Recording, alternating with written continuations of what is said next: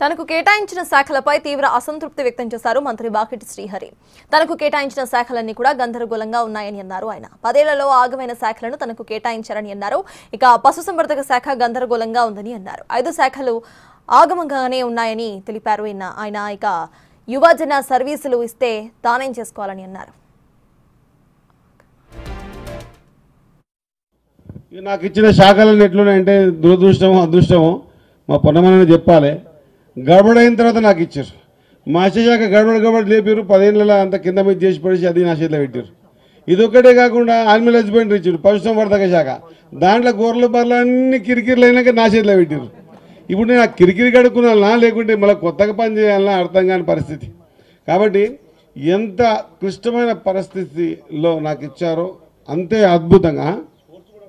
Sports ఒక్కటే కాదన్నా, నాకు ఇచ్చిన 5కి 5 అట్లే ఇచ్చారు. అంతేనే కదా. తెలంగాణ వచ్చిందే నీళ్లు నిధులు నియామకాల మీద.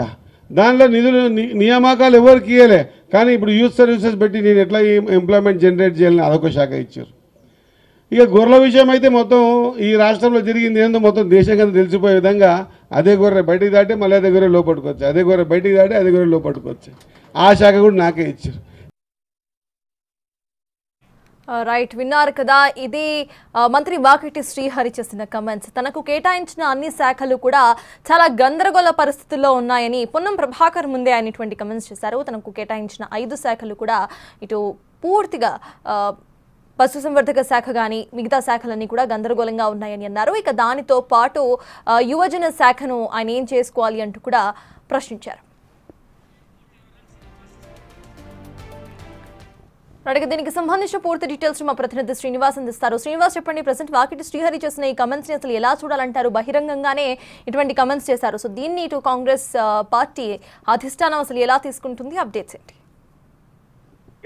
ఈ రోజు కరీంనగర్ పర్యటన లోపల ఇటు మంత్రి పొన్నం ప్రభాకర్ తో పాటుగా పాల్గొన్నటువంటి వాకిటి శ్రీహరి కొన్ని ఆసక్తికరమైనటువంటి వ్యాఖ్యలు చేసినటువంటి పరిస్థితి కనబడుతుంది. ఈ రోజు ఉదయం నుంచి కూడా పలు అభివృద్ధి కార్యక్రమాలతో పాటుగా ఇటు చేప పిల్లల సంబంధించినటువంటి సంక్షేమం పైన సదస్సు నిర్వహించినటువంటి ఆ సందర్భం లోపల ఇటు మత్స్యకారుల సంక్షేమం వద్ద ఏర్పాటు చేసినటువంటి సభ లోపల తనకిచ్చినటువంటి శాఖ ఏదైతుందో ఆ శాఖ పైన ఒక తీవ్ర అసంతృప్తిని వ్యక్తం చేసినట్టుగా ఇటు విజువల్స్ లోపల క్లియర్ గా కనబడుతున్నాయి. ఎందుకంటే ఇదంతా కూడా బీఆర్ఎస్ ప్రభుత్వ హయాము లోపల ఈ శాఖలన్నీ కూడా నిర్వీర్యం అయిపోయినాయి. అప్పుడు గొర్రెల స్కీము అని చెప్పి అది పెట్టారు. తర్వాత చేప పిల్లల పంపకం, ఇవన్నీ కూడా అప్పుడు ఉన్నటువంటి మంత్రులు ఆ శాఖలను నిర్వీర్యం చేశారు అనేటువంటి కోణం లోపల అయితే ఈ వ్యాఖ్యలు చేసినట్టుగా అయితే తెలుస్తుంది. మంత్రి పదవి ఇచ్చినటువంటి ఆ శాఖల పైన తాను తీవ్ర అసంతృప్తిగా ఉన్నట్టుగా అయితే శ్రీహరి చెప్పడం జరిగింది.